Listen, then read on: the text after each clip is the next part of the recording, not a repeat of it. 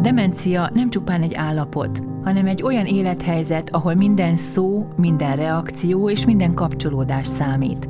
A Produktivus Képzési Kft. A Demencia titka című továbbképzése kifejezetten a személyes gondoskodást nyújtó szociális intézmények munkavállalói számára készült. A képzés egyik legnagyobb erőssége a személyes jelenléti oktatás, ahol a résztvevők valós esetleírásokon és esettanulmányokon keresztül sajátíthatják el a mindennapokban azonnal alkalmazható tudást. Egy komplex képzést ajánlunk, ahol kommunikáció, empátia és egyébként meg konfliktuskezelés és mindent összefog ez a képzés.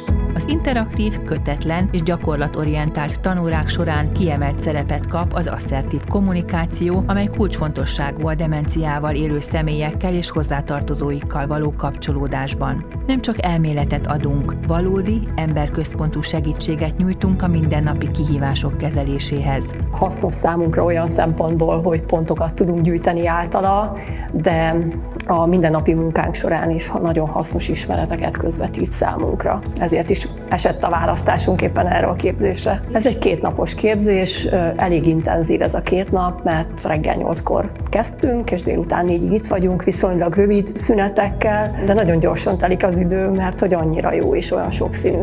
Tréningjeinket az ország bármely pontján vállaljuk, intézményekhez is kitelepülünk, minimum 12 fős létszám esetén. Jelentkezés és további információ a produktivus.hu weboldalon.